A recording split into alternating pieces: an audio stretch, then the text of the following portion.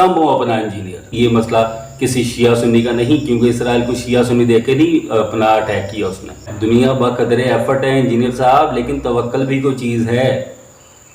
تو آپ تو امام حسین علیہ السلام کو بھی یہی مشورہ دے رہے ہوتے ہیں کہ یزید کے ساتھ ڈیل کر لیں، اور اسرائیل کو کوئی فرق نہیں پڑا ایران کے اٹیک سے. انجینئر تو بڑی شے نکلے. اور انجینئر نو ویکھ کے تو انج لگیا کہ جویں کوئی اسرائیل دا ٹاؤٹ ہے.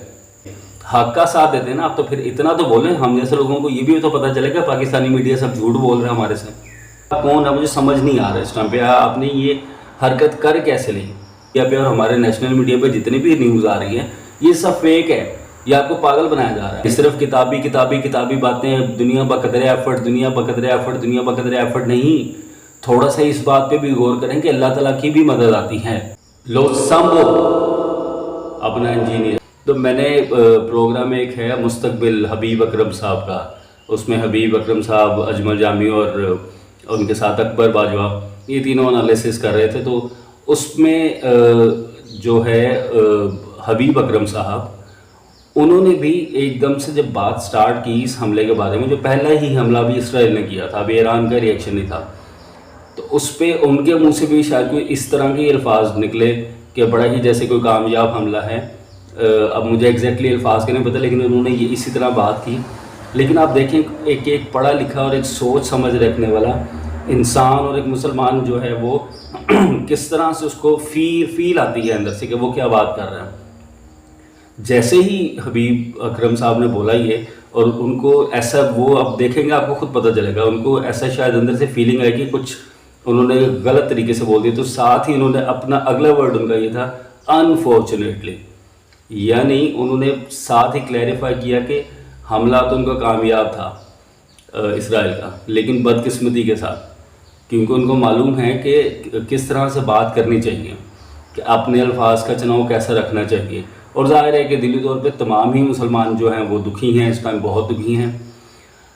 تو یہ باتیں انجینئر صاحب کو بھی سوچنی چاہیے کہ کس طرح سے بات کرنی چاہیے. اب انجینئر صاحب کے بارے میں لوگ کس طرح سے بات کر رہے ہیں یہ پتہ نہیں. اب ظاہر ہے ان کو ایک عادت بھی ہے، لیکن چلیں ٹھیک ہے، جہاں تک ہمارے انٹرنل ایشوز ہیں، جہاں تک ہمارے فرقہ وارث کی ایشو ہیں کہ وہ جو بابوں کے پیچھے لگے ہوئے ہیں، ٹھیک ہے، اس میں چلتا ہے، وہ ہمارے انٹرنل ایشوز ہیں. لیکن یہ کفار کے ساتھ جنگ ہے، اس میں تو آپ کو بہت سوچ کے سمجھ کے بات کرنی چاہیے. تمام امت جو ہے وہ پبلک کی حد تک تو جڑی ہوئی ہے، یہ تو میں آپ کو گارنٹی کرتا ہوں.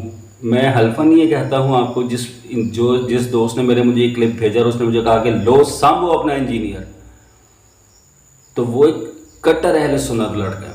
پھر اس کے بعد میرے ایک اور دوست نے مجھے وہ ایک کال پہ بات کرتے ہوئے، میرے ساتھ بات کرتے ہوئے کہا کہ انجینئر تو بڑی چیز نکلیا، انجینئر تو بڑی شے نکلیا. اس نے یہ نہیں کہا کہ انجینئر تو شے ہی کوئی نہیں، اس نے یہ کہا کہ انجینئر تو بڑی شے نکلیا. تو میں نے سوچا، میں نے اس سے تھوڑی بات کی. یہ سیم ڈے میں ہی دونوں دوستوں سے میری بات ہوئی، تو تب تک مجھے اتنا زیادہ ادراک نہیں تھا، میں نے کوئی انجینئر صاحب کی کوئی ایسے بیانات سنے نہیں تھے ابھی تک. تو میں نے اس سے پوچھا، میں نے کہا کیوں، کیا ہوا؟ تو ظاہر ہے وہ سبھی لوگ کلپس وغیرہ تو دیکھتے ہیں، آفیسز میں بیٹھے ہوئے بھی، اپنے کام کاج کرتے ہوئے گھروں میں جا کے بھی تو چھوٹے چھوٹے کلپس تو دیکھتے ہیں. تو اس نے کہا کہ یار انجینئر نو ویکھ کے تو انج لگیا کہ جویں کوئی اسرائیل دا ٹاؤٹ ہے.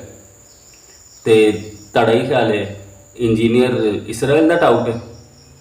تو میں نے اسے کہا استغفر اللہ، ایسا ہو بھی نہیں سکتا.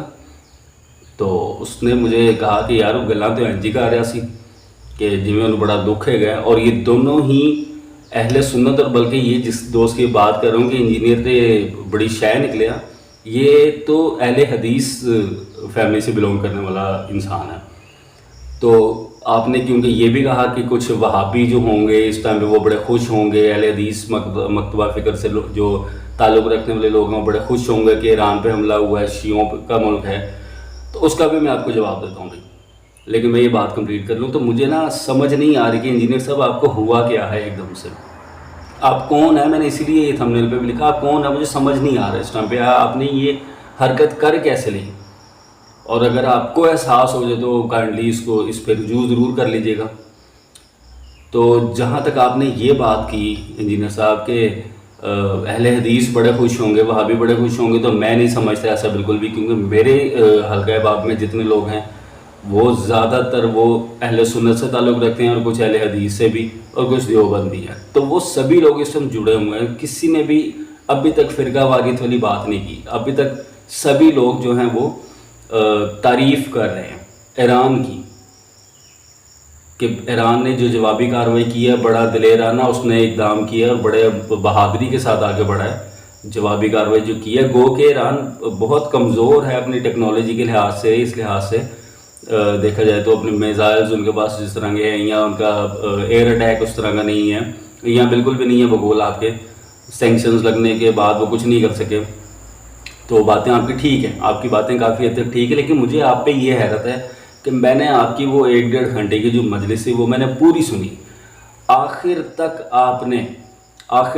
آپ نے ایک دفعہ بھی آپ کے منہ سے یہ نہیں نکلا کہ جوابی کارروائی جو ہے وہ بڑے ہی زبردست کی ایران نے. گو کہ آپ نے کہا کہ انہوں نے تقریباً 100 سے اوپر میزائل اپنے بھیجے جس پہ سے زیادہ انٹرسیپٹ ہو گئے. ٹھیک ہے، مان لیجیے انٹرسیپٹ ہو گئے، لیکن میں کہتا ہوں کہ ایک بھی میزائل اگر اسرائیل پہنچا اور تباہ ہوا، اسرائیل میں کچھ بھی تباہی ہوئی، تو آپ کو تعریف کرنی چاہیے تھی. آپ نے کہا کہ وہ اپنا جو آیت اللہ خامنائی صاحب ہیں انہوں نے کہا ہے کہ اس جنگ کو اسرائیل نے شروع کیا تو ختم ہم کریں گے.